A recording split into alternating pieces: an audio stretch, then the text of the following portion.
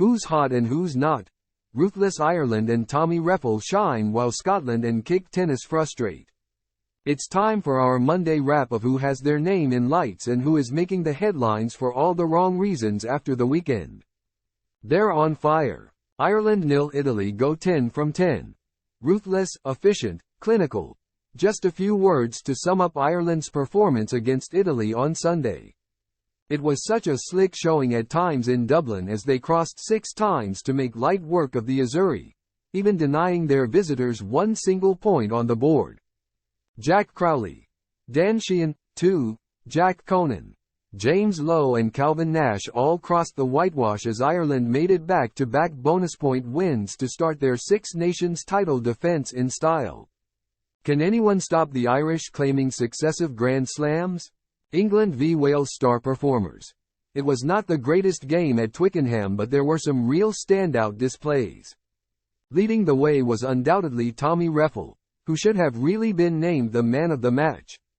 Wales's open-side flanker was utterly superb in all facets, from his contribution for Alex Mann's try to the nuts and bolts of his breakdown work. He was unfortunate to be on the losing side, but Freddie Stewart and Ben Earl had something to do with that as they shone for England. Stewart was unbelievably good under the high ball, while Earl continued to impress at test level following his World Cup heroics. Both were key to the Red Rose going 2 from 2. France thankful to individual class.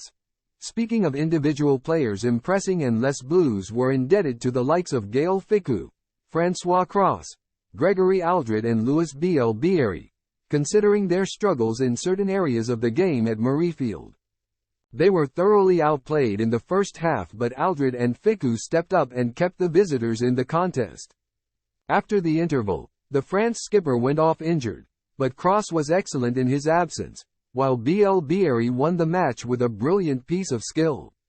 Chapeau.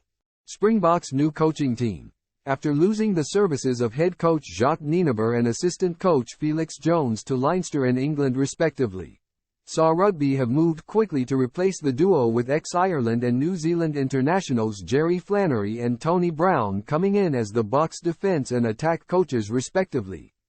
Adding to that, Rassie Erasmus steps down from his job as Director of Rugby to become head coach until the end of the 2027 Rugby World Cup, while former Test referee Jaco Pepper is on board as a law advisor and Dwayne Vermeulen joins in a roving coaching role with all South Africa's national teams.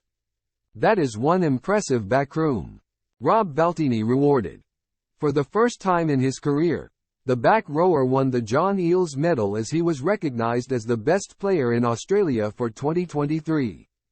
Despite the Wallabies' struggles, Baltini was utterly outstanding and took home the coveted award. The powerhouse forward joins greats such as George Smith, Matt Giteau, David Pocock and 4-time winner Michael Hooper in picking up the honour. An emotional Baltini beamed. It means a lot. It's crazy because I used to watch all those players when I was growing up. To play alongside the likes of Poey and Hoops, it's surreal. I am truly honored to join them. Very well deserved, and he'll now hope to build on this in 2024. Cold as ice. Another near Scotland miss. Gregor Townsend should really look inwards as to why they succumbed to France at Murrayfield. Against a team that has been nowhere near their best over the past 2 matches, the Scots quite frankly messed it up. It is not the first time they have disappointed when promising so much, but this will be the match that probably hurts the most. After ending their Cardiff hoodoo last week, Scotland had a real chance to go 2 from 2 and set themselves up for a tilt at the Grand Slam, but the hosts simply lost their way after the interval. The manner of the defeat is tough, but, ultimately, they only have themselves to blame. This loss will sting during the fallow week. Worrying showing from Italy.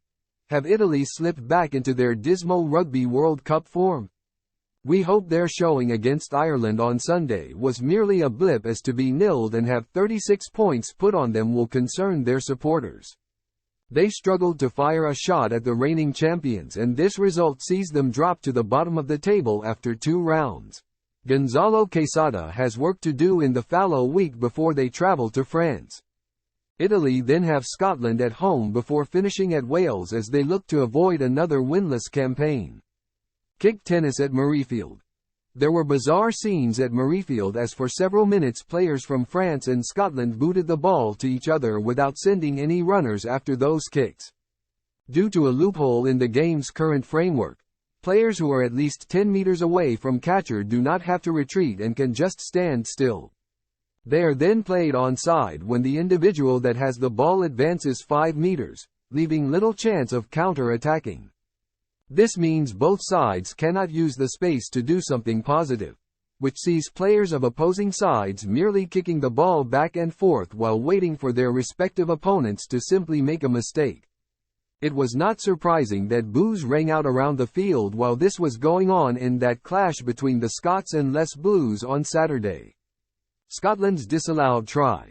That clash between Scotland and France came to a dramatic and controversial conclusion as referee Nick Berry and the TMO, Brian McNeice, had a lengthy discussion about whether the home side scored a try in the game's dying moments. Lock Sam Skinner dotted down under a pile of bodies and Berry initially said he was held up. However, television replays appeared to show the ball roll off a player's boot before touching the ground. The TMO felt though that it was inconclusive whether a try was scored and decided against awarding the score. The end result left Scotland's players aggrieved while their opponents were relieved to clinch a narrow Six Nations win.